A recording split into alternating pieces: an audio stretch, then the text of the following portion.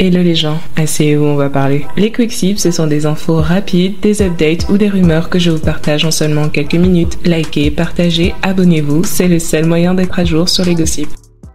Vous avez pas remarqué un truc sur les réseaux depuis quelques semaines? C'est trop calme. J'aime pas trop beaucoup ça.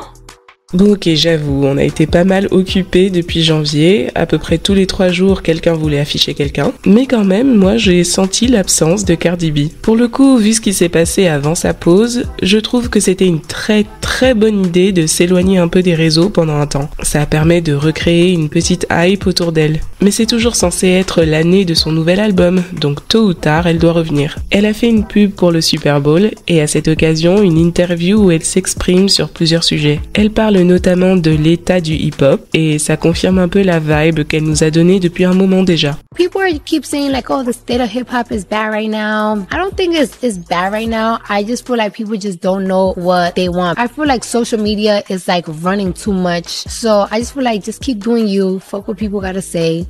Alors oui, ça sonne comme une grosse blague, le fait que Cardi se plaigne de la place des réseaux sociaux, sachant qu'elle n'aurait absolument aucune carrière sans les réseaux sociaux. Non seulement maintenant, vu qu'elle est tout le temps sur Twitter, mais aussi au tout début de sa carrière. Elle a percé en faisant des vidéos drôles sur Instagram. Donc voilà. Mais à part ça, ce qu'elle nous dit à demi-mot, c'est qu'elle se sent submergée par les réseaux sociaux, les fanbases, les barbs, ok? Et ça bride son expression artistique d'une certaine manière. Je pense qu'elle n'avance plus aussi librement qu'avant. Et c'est dommage parce que son grain de folie, le fait qu'elle est sans filtre, c'est sans doute la raison pour laquelle les gens l'aimaient bien. Et elle est toujours comme ça, mais tu sens qu'elle ne s'amuse plus autant qu'avant lorsqu'elle sort des musiques ou lorsqu'elle interagit avec ses fans. En plus de ça, comme elle le dit très justement, les gens ne savent pas ce qu'ils veulent. Je vous avais aussi dit un truc du genre il y a longtemps. Vous lui envoyez des messages contradictoires. Vous lui donnez la première place du Hot 100 avec une chanson comme Up. Et puis vous faites flopper Bongos. Je ne comprends pas. Elle essaye de revenir depuis plus d'1 an en vous donnant les mêmes trucs pour lesquels vous l'avez encensé par le passé. Mais aujourd'hui, vous validez pas. Perso, je trouve que Up était une chanson horrible. Limite, je préfère carrément Bongos. Mais vous devez rester cohérent. C'est le rap féminin que vous vouliez, alors prenez-le. Offset avait commencé à nous teaser le retour de Cardi B avec une story. Oui, parce qu'ils sont de nouveau en couple. Ils avaient jamais vraiment divorcé de toute façon. Elle a crié sur ses fans pour rien, vu qu'elle a recouché avec son mari au nouvel an. Elle avait dit vouloir entamer une thérapie de couple avec lui pour résoudre leurs problèmes. Bref, donc Offset poste sa story sans audio, en disant « Arrête de flipper et sors l'album, c'est du lourd ». Il y a eu le hashtag « Où est Cardi ?» et puis maintenant, Cardi a partagé un extrait de ce qui semble être son nouveau single, avec le hashtag le compte à rebours de Cardi.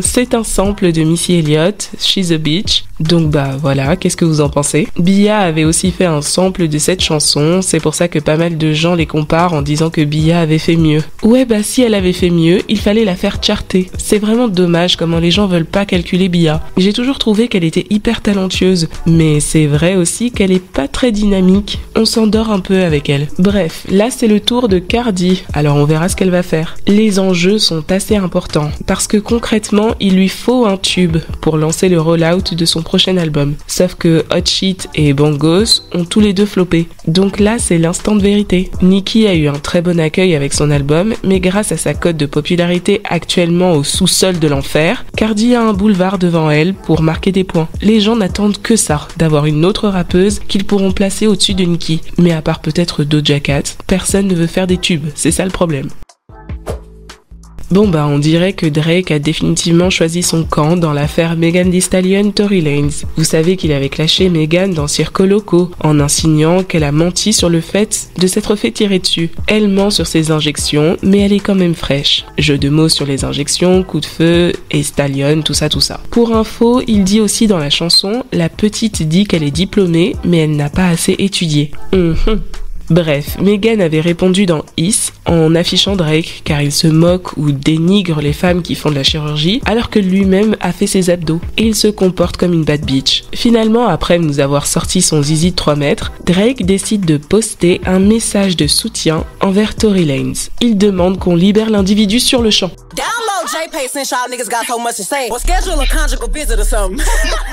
Message de soutien ou attaque envers Meghan? La frontière est mince. C'est ce que les gens disent maintenant, que Drake n'est pas sincère avec Tory et qu'ils s'expriment seulement parce qu'ils ont une ennemie en commun. Il y a 2 éléments. Déjà, grosse rumeur, Meghan aurait refusé de coucher avec Drake et c'est pour ça qu'il lui fait la misère. C'est vraiment qu'une rumeur. À part ça, les gens ont aussi critiqué Drake en disant qu'il était en embrouille avec Tory avant qu'il n'aille en prison.